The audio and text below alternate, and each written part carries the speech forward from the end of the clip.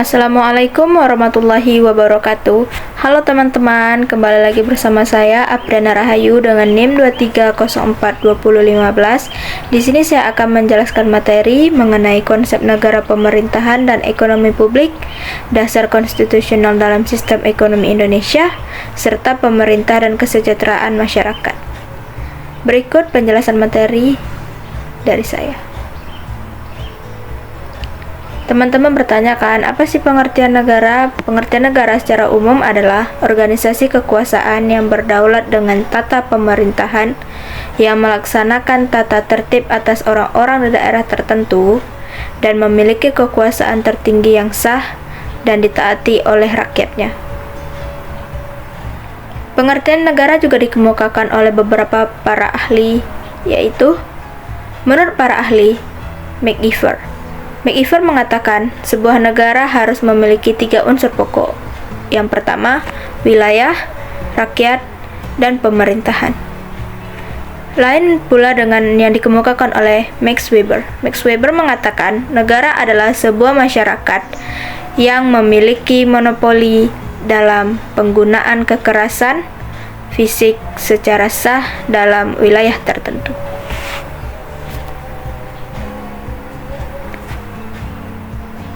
Pengertian pemerintah.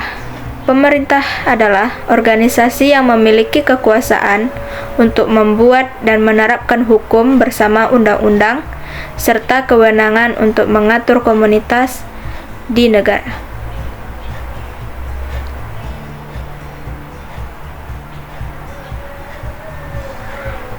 Pemerintah juga sekelompok orang yang secara bersama-sama memikul tanggung jawab terbatas untuk menggunakan kekuasaan. Dalam Undang-Undang Nomor 32 Tahun 2004 menjabarkan pembagian wewenang antara pemerintah pusat dan pemerintah daerah.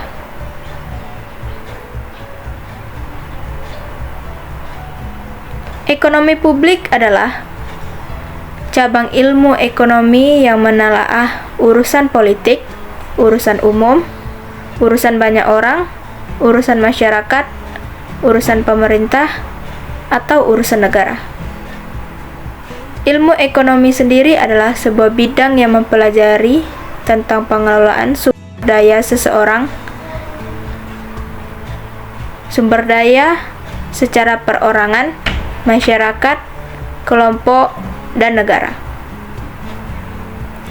Sistem ekonomi atau SE adalah interaksi ekonomi antar individu, kelompok, organisasi, atau lembaga untuk mencapai kemakmuran.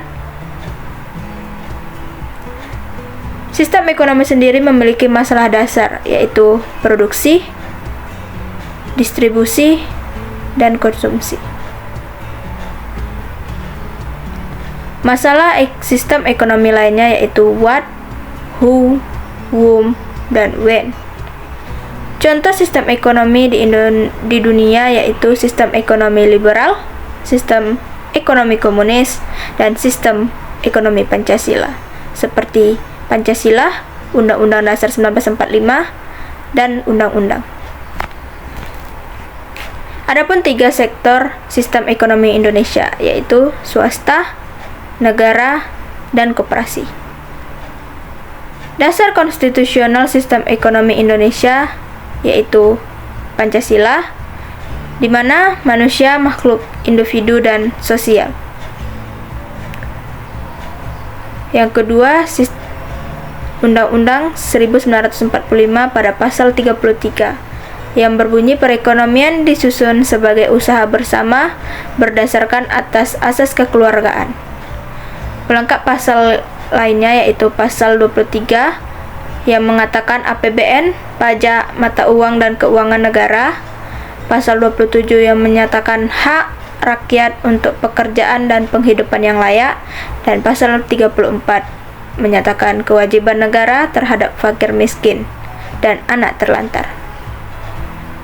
Undang-Undang Nomor 25 Tahun 2004 mengatakan sistem perencanaan pembangunan nasional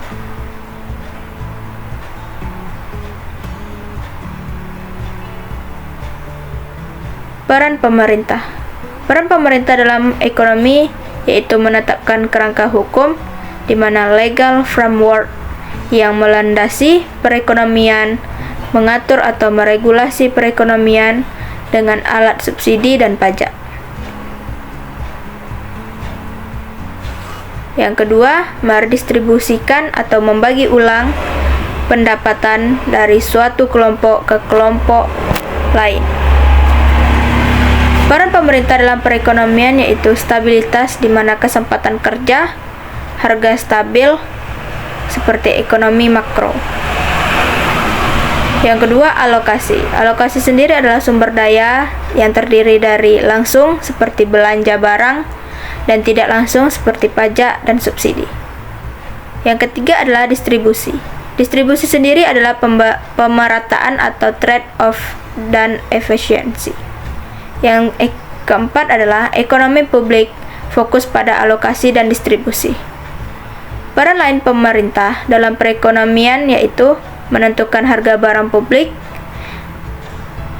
produsen dan konsumen komoditas tertentu, mendorong atau menghambat kegiatan tertentu. Keempat, meredistribusikan pendapat masyarakat atau transfer payment. Pemerintah dan kesejahteraan publik yaitu pengaruh pemanfaatan sumber daya nasional secara efisien dan efektif. Pengatur ekonomi nasional seperti usaha yang dapat dilakukan UMKM dan koperasi, pengawasan penggunaan sumber daya ekonomi nasional supaya dapat dimanfaatkan untuk kesejahteraan masyarakat secara efisien dan efektif. Terima kasih telah mendengarkan materi hari ini dari saya. Mohon maaf apabila ada kesalahan kata. Wassalamualaikum warahmatullahi wabarakatuh.